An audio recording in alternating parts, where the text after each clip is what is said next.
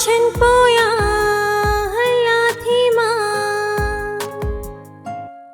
मूंखे लगे तो कुछ वक्त ला मां हितां निकिरी वञा मिशाल। जे नेब गिरफ़्तार करे वरितो सॼी ज़िंदगी जी इज़त ख़त्म थी वेंदी। छोकिरियुनि खे छा चवंदासीं, पर कंप्लेन कंहिं कई आहे, कुछ तो ख़बर पई हूंदी। हाँ, वो मीरपुर ख़ास वारी ज़मीन ऐं कराची जे प्लाटनि वारो मामलो खयो अथनि ऐं कुछ मल्टीनेशनल कंपनियुनि पिणु शिकायत कई आहे। हाणे छा थींदो, कीअं? इहो ई त सम्झ में नथो अचे। जिन खे सपोर्ट कईसीं उहे हाणे असांजी फोन ई रिसीव नथा कनि। अदबी लॾो बि हाणे इस्तेमालु नथो करे सघिजे, छो त उते बि हाणे घणी लाबियूं ठही पयूं आहिनि।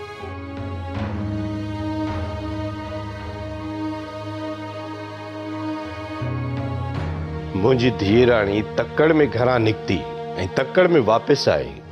ख़ैर त आहे न बाबा, को एल्बम वग़ैरह त न पियो अचे? न पापा, मिड़ई आउटिंग लाइ निकिती हुयसि, मज़ो न आयो, वापसि अची वियसि। बाबा मां त इहो बि सम्झां त दिलि जंहिं दग ते हलियो आहे त सूर ऐं सटूं बि त सह पियो आहिनि, पर हार न आहे मञबी ऐं पोइ बि न आहे हटबो। तोखे माशाल्लाह सुठो आवाज़ आहे ऐं तूं पंहिंजे आवाज़ सां पाण मञराए सघीं थी ऐं मुंहिंजे तरफ़ां बि का पाबंदी न आहे। जेकॾहिं पुट तूं चईं त मां कंहिं टीवी चैनल वारे सां ॻाल्हायां। पापा, मूं कॾहिं हार नाहे मनी, मां अव्हां जी थी आहियां। चाहियां थी त पंहिंजी क़ाबिलियत ते इहो सभु कुझु माणियां, जेको बि तव्हां पंहिंजी क़ाबिलियत ते माणियो आहे।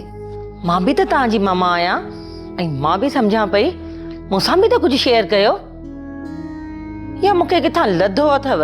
मम्मा, अव्हां मिटीअ में पयल सोनो झुमको थोड़ी हुयो जो ईअं लधा आयो।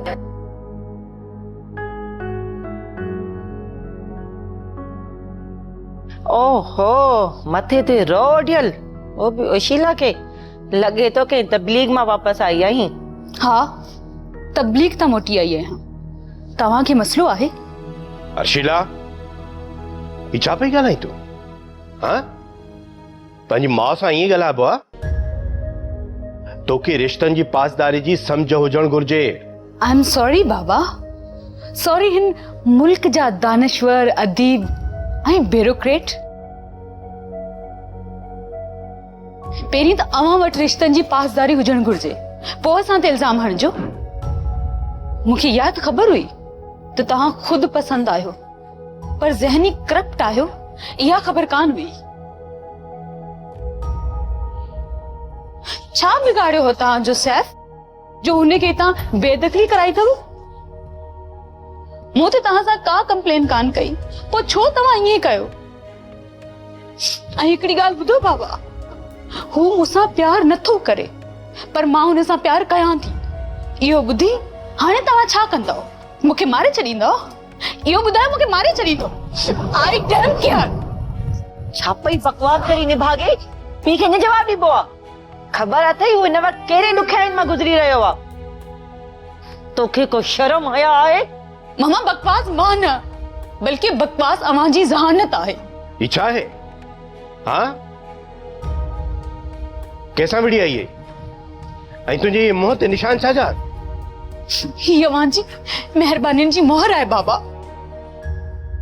काल तव्हां असां ते एतबार न हुजण जी ॻाल्हि कई हुई न, अॼु मां थी चवां, असांखे तव्हां ते एतबार न आहे, बल्कि तव्हां असांजा वालिदिन ई न आहियो। समा, तोखे ख़बर न आहे ही कहिड़े क़िस्म जा वालिद आहिनि। इन्हनि जे लाइ सभु कुझु पाण आहे। असां ई असांजूं ख़ुशियूं इन्हनि जे लाइ का मायने नथियूं रखनि। ही सेल्फ सेंटर्ड आहिनि, असांजा सो कॉल्ड वालिदिन। अपी, अपी, अर्शिला, अर्शिला, छा थियो? छा थियो? मूंखे संभालियो पाण खे रहीम। छा थियो? छा थियो तव्हांखे? संभालियो पाण खे। पाणी। अरे शी, छा आहे मां? पाचन पोया लाथो मां संभालियो पाण खे। अरे शी, छा आहे मां? पूरी पल पे हाथ मां लाठों मां अकेले तुझी बेदर्द दुनिया सा वजूदी वेड़ में वेढ़ल राह हर पल पुनायल मां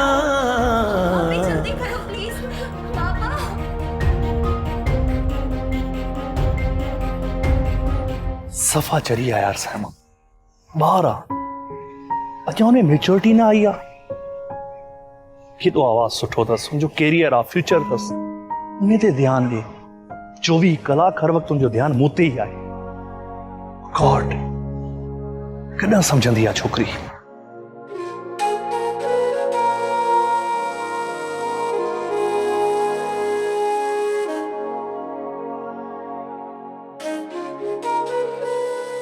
ही छा पई करी साइमा मूंखे छो थी पकड़ी तोखे पकड़ा थोड़ी पई बल्कि मां तोखे हासिल करण पई चाहियां तू मुझो पाछो थी वयो आहीं लहंदर सिज जोड़ो पाछो ॾिस साइमा पाण ॿई हिकु सुठा दोस्त आहियूं ऐं ही प्यार व्यार जो ड्रामो मूंखे सम्झ नथो अचे ऐं मां हिननि चकरनि में न आहियां पवंदो प्लीज सम्झ साइमा पर मेराज मोहब्बत मुझे वस में ना है ही तो दिल जो कम आहे ऐं दिल मुझे चए में ना है ही चरी तो हर पल तोखे चाहे थी तुझी इबादत करे थी प्लीज साइमा तू वरी पंहिंजे पापा जा अफ़साना मुंहिंजे मथे में पत्थरनि वांगुरु पई हणी मां मजबूर आहियां मेराज तू मुझो वजूद बणजी वयो आहीं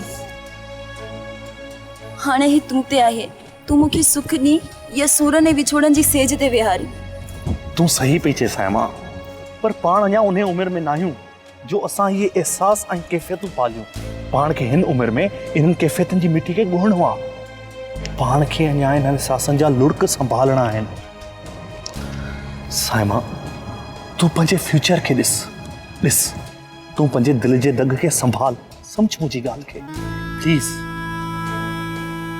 साइमा चवे सही थी त मोहब्बत हुनजे वस जो कमु न आहे ही त दिल जो कमु आहे ऐं हुनजी दिल इन मामले में संदसि चए में न आहे मूंखे संदसि जो क़दर करणु घुरिजे मोहब्बत खे मोहब्बत सां सम्झणु घुरिजे न कि नफ़रत सां बाबा इन हाल जी जिम्मेदार मां ना मां बाबा सां ईअं ॻाल्हायां ना उन्हनि खे अटैक थिया इन सब मुंहिंजे करे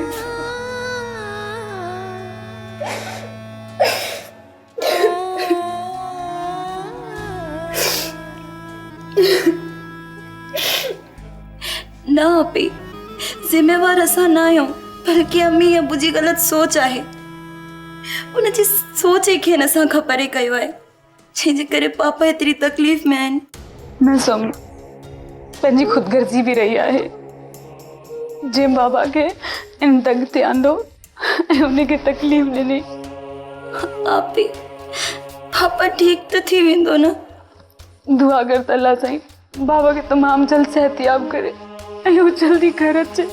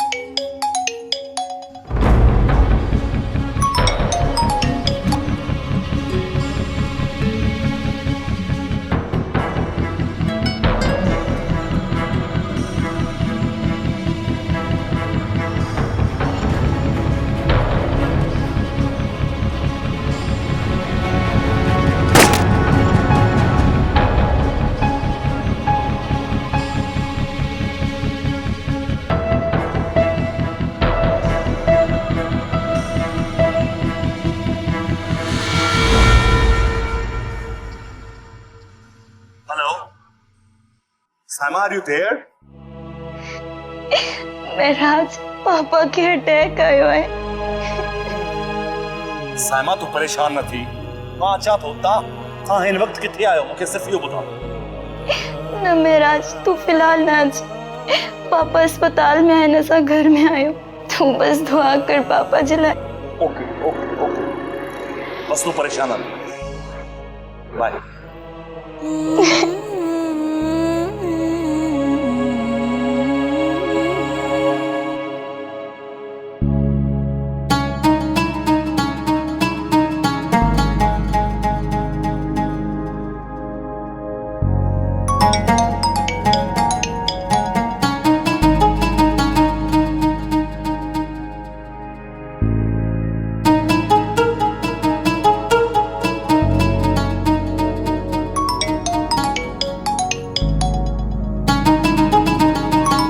आपी तव्हांजी कॉल पई अचे, छो न पिया पिक कयो?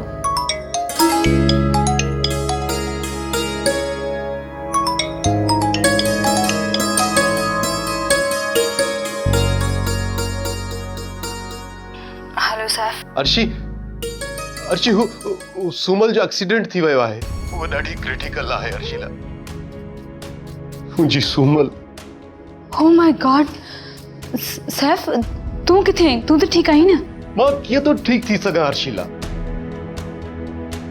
तू तो समझी सघे थी त मुंहिंजे मथां छा गुज़री रहियो आहे। मां तोसां मिलण तो घुरां हाण। असल में कल पापा खे अटैक थियो आहे, वो हॉस्पिटल में आहिनि, मां नथी अची सघां।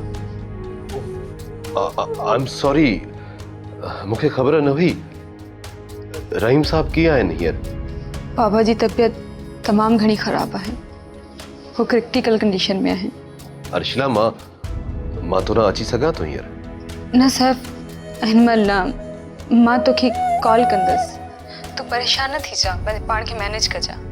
सुमल जे मामले खे वधीक पंहिंजे ज़हन ते न आणजां, वो इंशाल्लाह जल्दी ठीक थी वेंदी।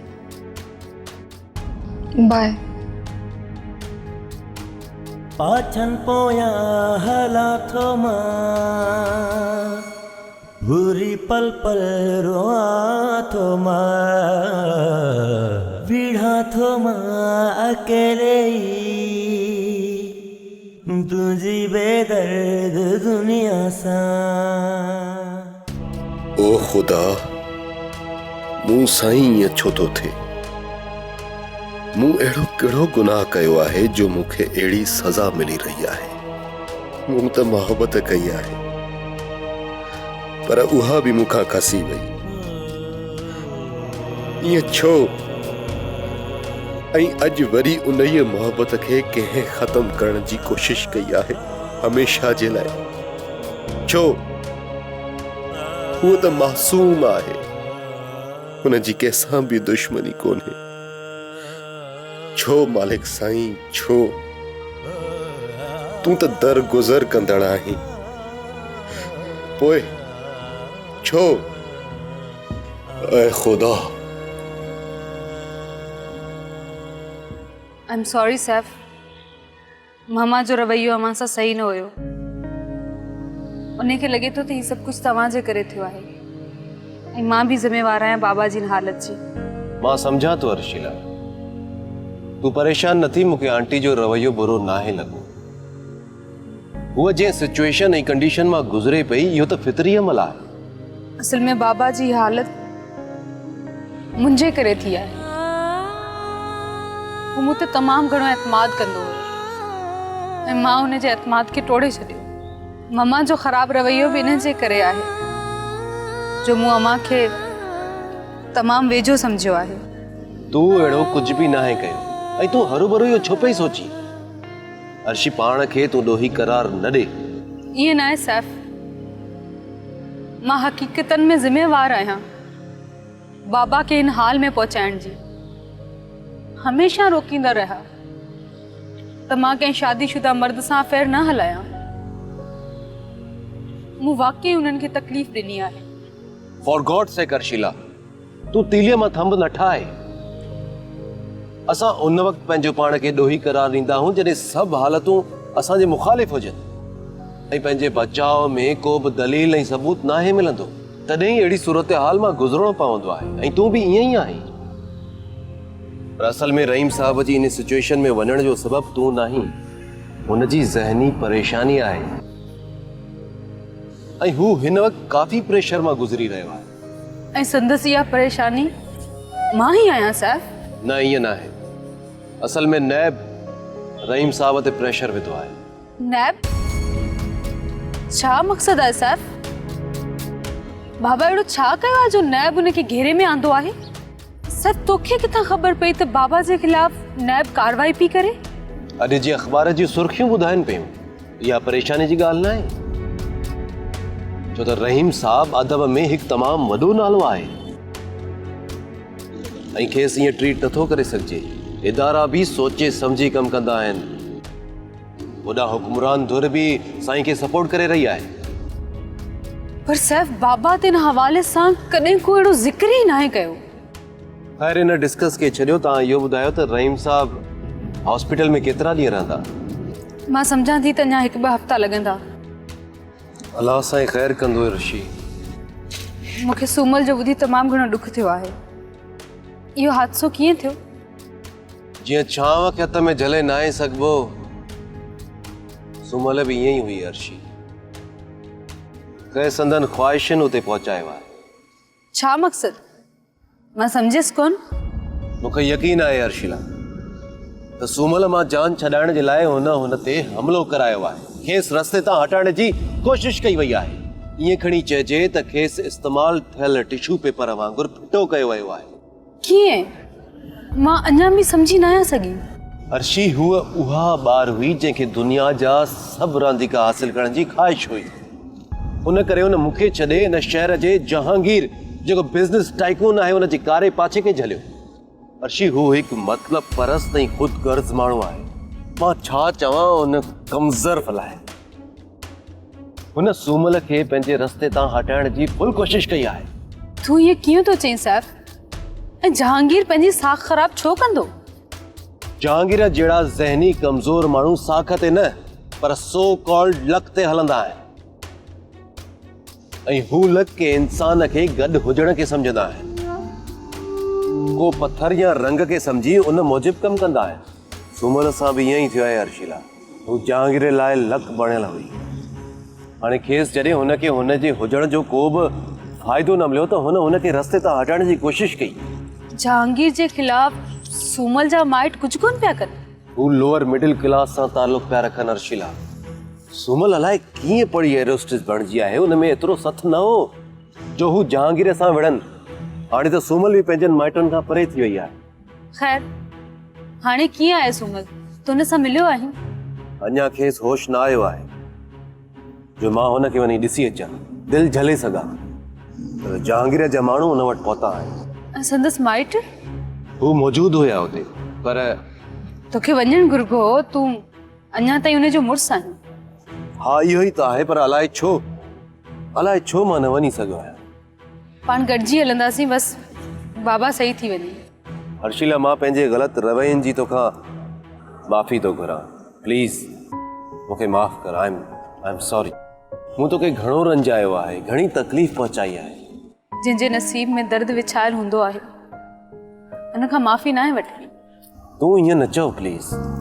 सिर्फ़ु मुंहिंजे बाबा जी तबियत मुंहिंजी इन ख़ुदगर्ज़ी जे करे हिते पहुती आहे ऐं हाणे मां नथी चाहियां त उन्हनि खे वधीक तकलीफ़ ॾियां। मां अॼु खां पोइ तोसां कॾहिं बि न मिलंदसि। हीअ असांजी आख़िरी मुलाक़ात आहे। पर हर्षिला तूं मूंसां ईअं न पई करे सघें, प्लीज़। हा सैफ, असां सुठा दोस्त आहियूं, पर मां सम्झां थी त हीअ दोस्ती हाणे हिते पूरी कई वञे। इहा दोस्ती आहे, को चाह कॉफी जो कप कोन्हे जो पूरो थी वञे। अर्शी इहा तुंहिंजी ॿाराणी आहे। मूं तुंहिंजी तरफ़ां बि मुसलसल इहा ॿाराणी सठी आहे। छा तूं हाणे हुनजो बदिलो वठंदी? मां इहो वक़्तु छॾियो आहे सर। वक़्तु पाण फ़ैसिलो कंदो त छा थियणु घुरिजे। मां हाणे हलां थी। वजूदी वेड़ में वेढ़ल राह हर पल उञायल मां। तू परेशान न थी साइमा, प्लीज। इंशाल्लाह अल्लाह सब बेहतर कंदो। अंकल सेहतियाब थी घर अची वेंदो। पर महराज पापा जे खिलाफ नेब जी इंक्वायरी छा है? मूंखे कुछ समझ न पियो अचे। ओचितो ये सब मामलात असांजे खिलाफ छो थी बिठा आहिनि? यो इशू तमाम पुरानो पियो लगे, पर हिन वक्त मुझे ख्याल में इनमें तेजी आंदी वही है। खैर तू हिन वक्त परेशान न थी। मूंखे हिकिड़ी ॻाल्हि ॿुधा, हिन वक्त तव्हांजे लीगल मैटर्स के केर पियो ॾिसे? छो जो पाण खे हिन जी ज़रूरत पवंदी अॻिते हली। पापा जा वकील आहिनि त सही, पर केर इहो मूंखे नाहे ख़बर। या हुननि खे हिते घुराइण हिन वक्त बेहतर हूंदो या न? असांखे कंहिं बि रिकॉर्ड जी का बि ज़रूरत न आहे। बसि असांखे सिर्फ़ु हिकिड़ो कमु करिणो आहे। मेडिकल ग्राउंड्स जे तहत असांखे अंकल जी गिरफ़्तारी कीअं बि करे रोकराइणी आहे। त पोइ पाण हिते छो बिठा आहियूं? हल त कुछ हथ पेर हली हणूं। पर साइमा, इहो कमु अवां जी लीगल टीम ही करे सघंदी, जंहिंजी असांखे ॼाण हुजणु इंतहाई ज़रूरी आहे। मूंखे त हिन मामले जी नाहे ख़बर। आप ही खे शायदि ख़बर हुजे, या जेकॾहिं अम्मी खे ख़बर हुई त मां उन्हनि खां पुछां थी।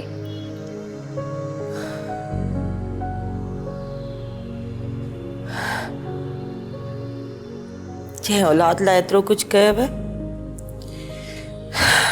अॼु उहा तव्हांजे वेझो बि कान्हे का।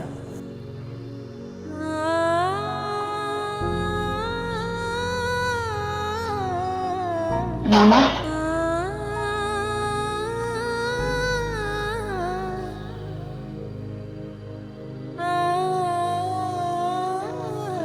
डॉक्टर छा चयो?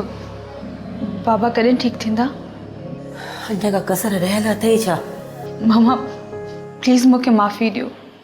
मां सभु कुझु छॾे चुकी आहियां। मुंहिंजे लाइ हाणे सभु कुझु बाबा ई आहे। ख़बर आहे मूंखे तुंहिंजे लाइ छा आहे तव्हांजो पीउ। आख़िर इन हुजे हा न, तव्हांजो पंहिंजे पीउ सां ईअं रवैयो न हुजे हा। मामा प्लीज़ मूंखे सम्झण जी कोशिशि त कयो। घटि में घटि हिन वक़्तु हिन सूरत हाल में त अहिड़ो रवैयो इख्तियार न कयो। हिन वक़्तु पुट जी औलाद हुजे हा न, त असां लाइ कुझु त करे हा। मामा असां बि त बाबा जा पुट ई आहियूं न। तव्हां ईअं छो पिया कयो? असां खां जेतिरो थी सघियो असां कंदासीं। मामा अवां घर वञो, आराम कयो। मां हिते बाबा सां गॾु आहियां। न, मां हिते ई हूंदसि। इहो ई त वक़्तु आहे। तूं हीअं कर, तूं वञ ऐं एडवोकेट सां ॻाल्हाए, रहीम जे मसइले खे हल करण जी कोशिशूं कयो। ठीकु आहे मामा, मां वञी करे वापसि अचां थी। तव्हां साइमा खे घुराए वठो।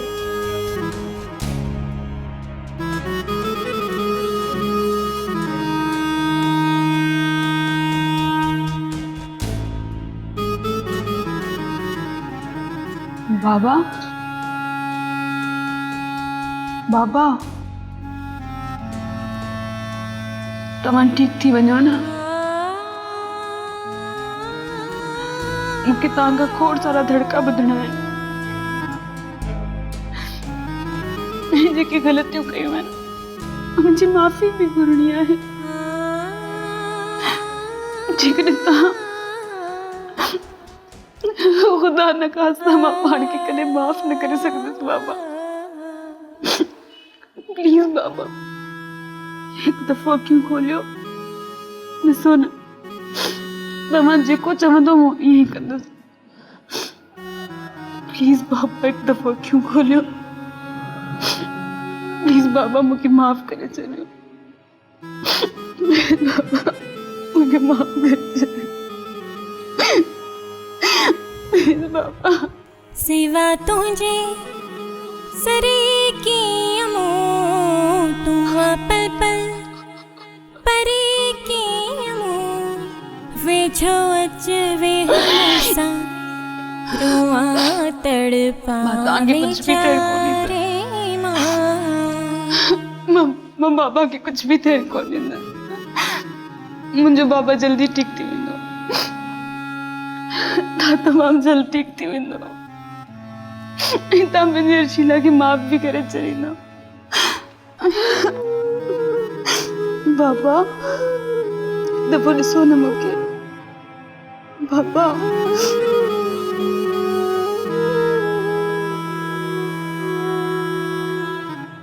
ड्रामा सीरियल पाछन पोयां जा तमाम एपिसोड्स ॾिसो HD क्वालिटी में। विजिट करियो असांजो YouTube channel Sindh TV HD drama.